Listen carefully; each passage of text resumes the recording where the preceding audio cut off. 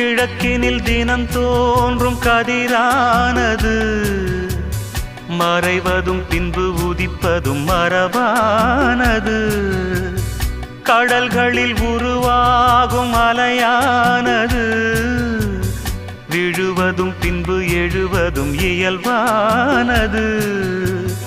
நிலவினை நம்பி இரவுகள் இல்லை, விளக்குகள் காட்டும் வெளிச்சத்தின் எல்லை. ஒரு வாசல் மூடி மறுவாசல் வைப்பான் இறைவன். நலம் வாழ என் நாளும் என் வாழ்த்துக்கள். தமிழ் கூறும் பல்லாண்டு என் வார்த்தைகள்.